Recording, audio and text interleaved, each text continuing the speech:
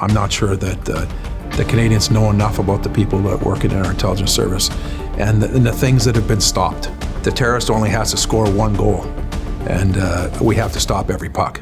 I'm Andy Ellis. I'm the former Assistant Director of Operations at the Canadian Security Intelligence Service. Worked in the service for about 30 years in a whole range of different fields, but primarily counterterrorism and specifically sort of the Middle East and South Asian milieu. So when did you start at the service? 1986.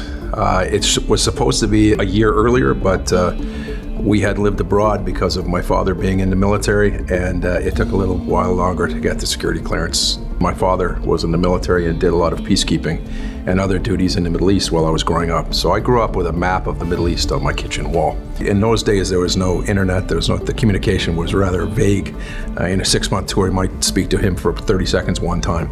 But he would write an airmail form, a letter, every day. It was probably 3 weeks old, but my mother would read them to us, and he wrote beautifully, as people of that generation did, and very captured the feeling of the sand blowing across the Sinai, and the kind of the biblical references and stuff as well.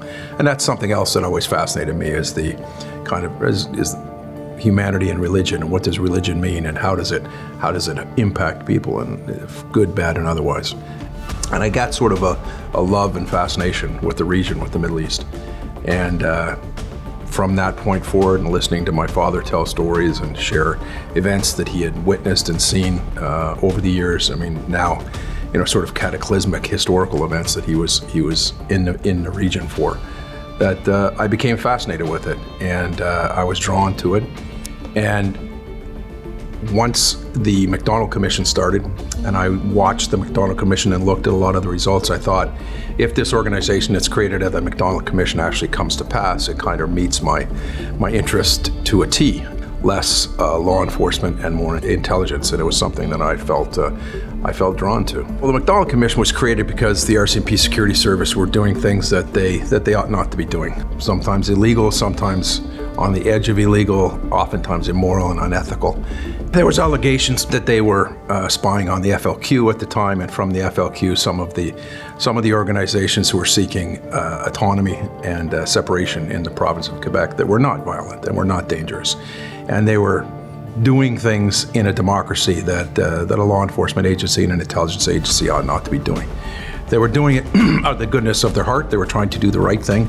But I think Mr. Justice McDonald found that the leadership of the organization just wasn't given the tools and the capability to be able to do their job to the utmost. And the world was changing.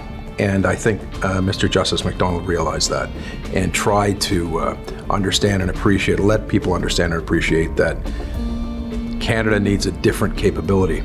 As the world closes in on Canada, we need to be able to have a worldly view on how to respond to that. And it fascinated me, the idea of a civilian intelligence service. What's the difference between the RCMP security services and a civilian intelligence agency? Well, first of all, they're not former policemen. They're not people who, everybody in the RCMP Security Service started out as a constable on patrol somewhere. And in fact, kind of humorously talking to Soviet and then Russian intelligence officials later on in my career, I realized that it made it extremely difficult to penetrate, because you're going to recruit someone who's a law enforcement officer, and he may never move over to the security service side of things for a whole bunch of reasons. So you had to recruit someone who was in place as opposed to placing someone in the organization. What's the difference? Sometimes education, sometimes exposure. One of the things that we looked for when we hired people, and it sounds strange and it would probably make your mother ill, we liked people who left university midway and traveled the world and saw things and experienced things and were curious about languages and cultures and that sort of thing that you can only get by experiencing it face to face. We liked the idea of people who were worldly. What was the first Middle Eastern country you ever visited, and what impression did it make on you? Egypt. It was amazing. I remember going through the Khan al-Khalili, the market, and the souk, and it's thousands of years old, and the smells and the feels and the language and hearing the call to prayer in the distance, it was mesmerizing. What was the service like when you first joined it? It was brand new, 1986? Yeah, it was an interesting place. It was an interesting place. Again, I was one of the very first people to come in as we were called at the time, CSIS, because we were the original CSIS people. Everyone, the other 2,000 people in the organization at the time, were formerly in the RCMP Security Service. So it really wasn't that different from the RCMP Security Service. It was the same people doing the same jobs in the same places, but with a whole different mandate and whole different expectations. So for the first little while, there was a bit of mayhem.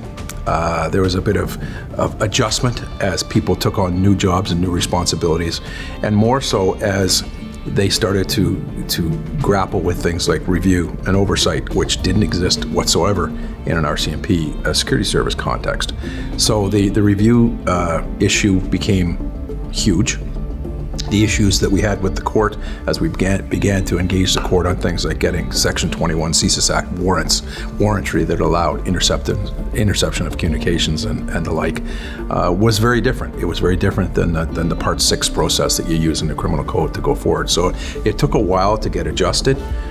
There was a lot of tension between my very close friends and colleagues who were former RCMP Security Service officers in CSIS and their former colleagues in the RCMP. There was a tension that I think was probably exacerbated by the speed at which the schism took place, and also soon after the service was created, June 23rd, 1985.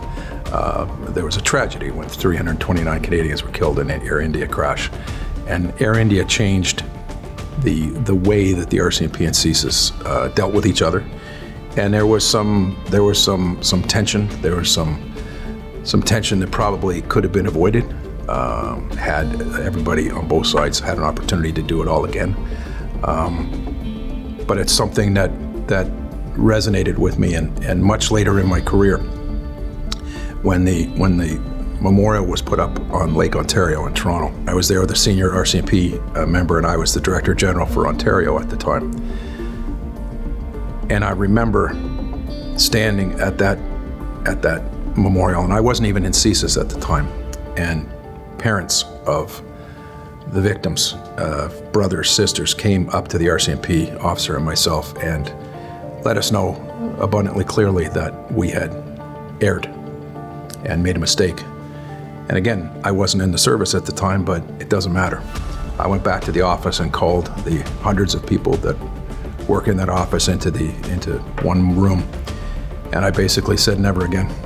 We cannot have this happen. We need to build relationships better, more effectively with our law enforcement partners. And it was a very moving experience. And it really gave me a sense of mission, of how important it is to protect our fellow Canadians and understand and appreciate and do our job well. What's the best thing about working for the service? Camaraderie. I remember when I left and I retired, I said, I'm not gonna miss the circus, I'm gonna miss the clowns. And I think that's the best way I can describe it. The people that you meet are from all walks of life, politically all over the map, and really bright people and funny. One thing you learn when you're in a really stressful situation is you can be it, CSIS officers, in Afghanistan and East Africa, or trying to penetrate the Toronto 18 or something else. There's a risk to you. There's a risk to your family. There's a risk to all sorts of things. You get through that sometimes with black humor. And probably some of the funniest people I've ever met were my colleagues in the service. What's one or two things that you wish more Canadians knew or understood better about the service? Don't believe what you read in the papers. The people in the service are, for the most part, extraordinary Canadians. Amazing people, courageous, intelligent, funny, worldly, well-read, and they're morally and ethically sound. They are always trying to do the right thing. No one is out there. There's no cowboys. I think that legend of the cowboy intelligence officer, I think it's hurt CSIS. And I think there's naivete in outside of the intelligence community that that looks at certain things and looks at them through a certain prism, and they're just wrong. And it bothers me. I just don't think there's enough respect for the work that CSIS does. For the most part, Canadians don't understand that they're at risk. I think Canadians were shocked at the foreign interference allegations that came out in the last couple of years. That was an integral part of my career going back 30 years. This isn't new. This has been going on for a long, long time at different ways and different depths. And you look at that and you say, well, we're trying to do the right thing. We're trying to make sure that elections are secure and fair and reasonable. I'm not sure that the Canadians know enough about the people that work in our intelligence service and the things that have been stopped. The terrorist only has to score one goal, and we have to stop every puck. And if one gets past us, we're a gigantic failure, no matter if you've stopped 1,000 before that.